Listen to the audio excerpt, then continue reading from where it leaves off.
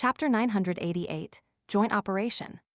Emlyn couldn't help but clasp his hands together, lift up his chin, and say to Miss Magician diagonally opposite him, "I've already confirmed that the ancient abandoned castle in Delaire Forest is an internal test that the Sanguine had given me, having hidden the key situation."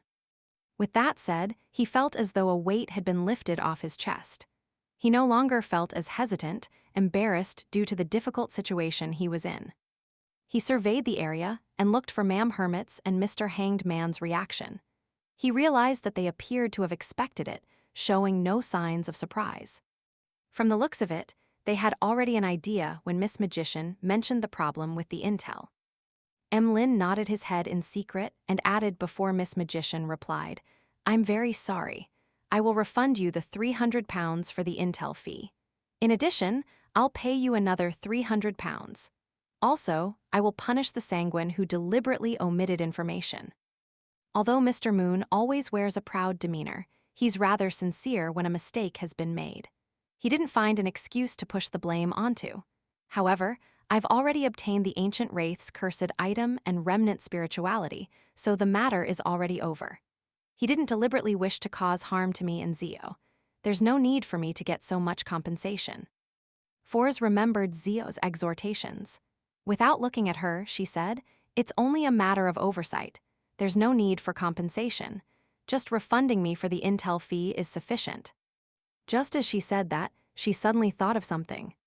Since the ancient abandoned castle was a test of the Sanguine, didn't that mean that Zio and herself had been targeted by the Sanguine? Fors finally couldn't hold back as she turned to glance at Zio. She found misjudgment shaking her head slightly, indicating that she hadn't discovered anyone monitoring them.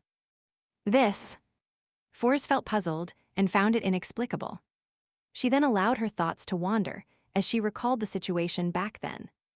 We did the exploration only after quite a while. The Sanguine had already lost their patience by then. The boss of the Towns knew of the ancient abandoned castle. He was a Sanguine in disguise? That's not right. Many of the locals knew of this matter. However, that place was too far away and there wasn't anything of value left inside. That's why, unless one was out hunting, people usually wouldn't head in that direction. That's not right. If the ancient abandoned castle were that dangerous, why are the people who use it for shelter from the rain completely fine? They only describe it as creepy and a little scary. Yes, the Sanguine would usually seal off the passage that heads underground. They opened it for the test. This means that there was some form of monitoring. Because the ancient castle is too dangerous, the monitoring was done outside the forest and not inside. As Zio and I got lost, we circled around the monitors and weren't detected. Mr. Fool didn't mention anything about it. It's probably not a huge problem. More attention needs to be taken when I return. As For's thoughts raced, Emlyn said after some pondering, "Okay." He didn't insist on additional compensation, because he believed that the best form of compensation was to punish Ernst Boyar instead of giving money. Then, he waited for Miss Magician to ask about the punishment, hoping that he could take the opportunity to make an inquiry to the other Tarot Club members. He wanted to see if he could get any good suggestions.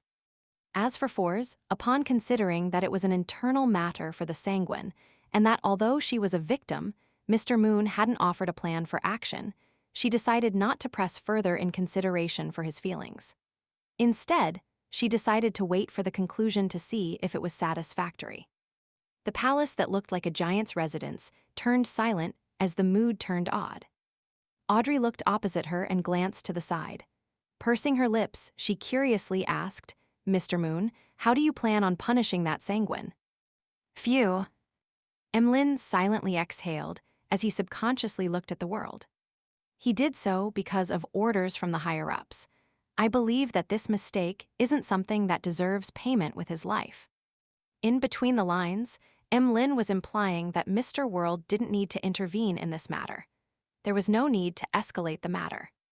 Seeing the world having no objections, Emlyn cast his gaze forward.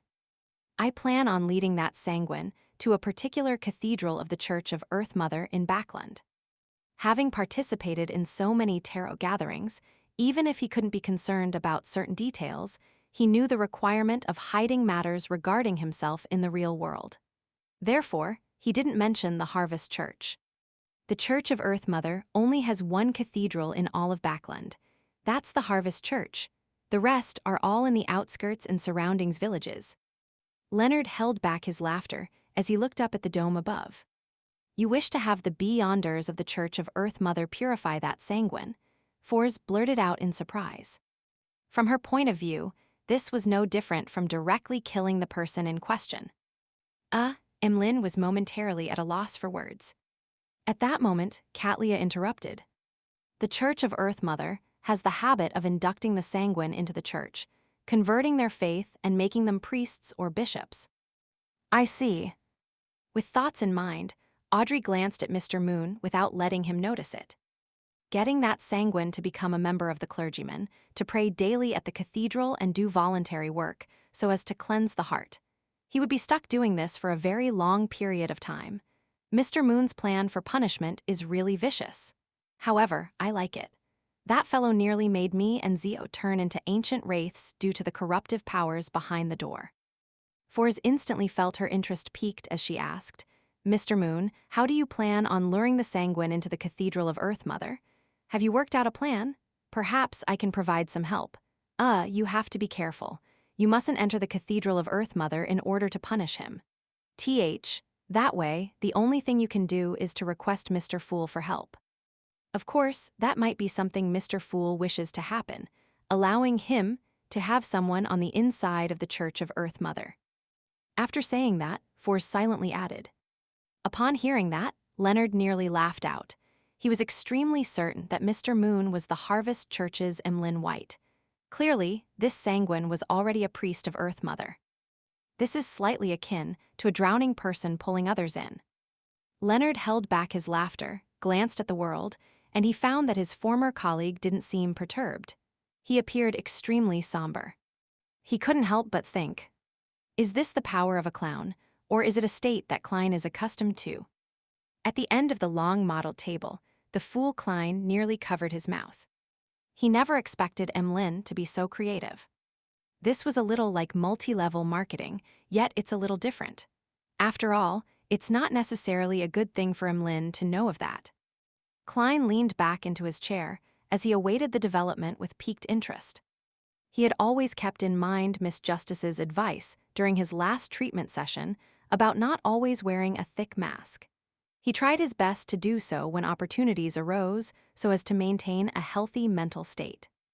Upon hearing Miss Magician's words of concern, Emlyn felt even more awkward because he went to the Cathedral of Earth Mother several times a day on a daily basis. He felt uncomfortable even if he skipped the weekends. He cleared his throat and said, I temporarily do not have a thought-out plan. I wish to get some suggestions from all of you.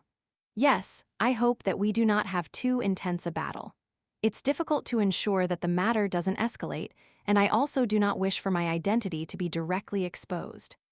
Miss Magician, there are no problems regarding your participation, but we will absolutely not be meeting each other.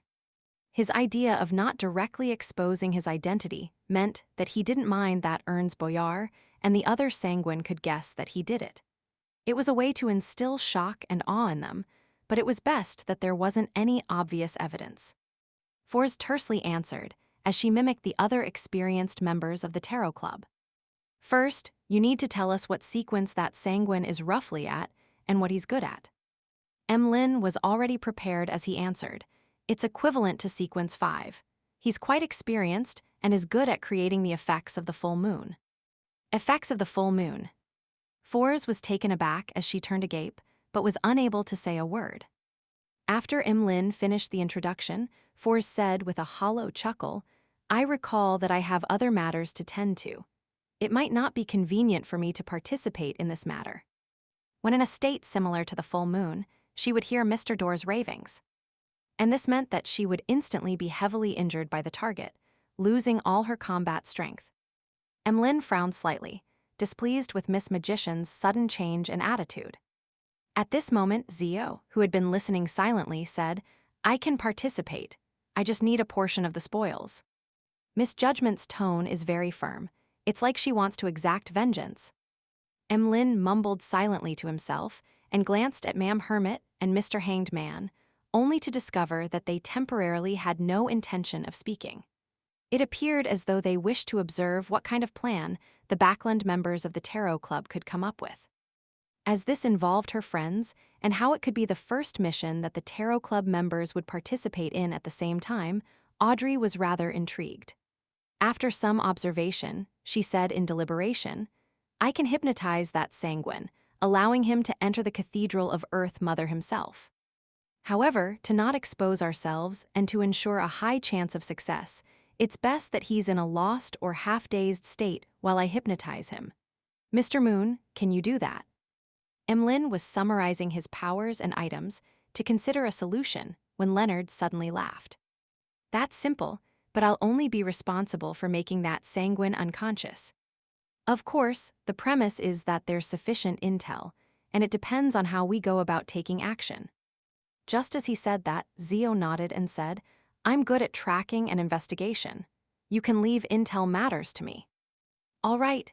First, Mr. Moon will have to inform me of that sanguine's name, address, and appearance." "All right." Emlyn heaved a sigh of relief before saying in a somewhat lost manner, "Then what's my part in all of this? Also, what kind of payment do you want?"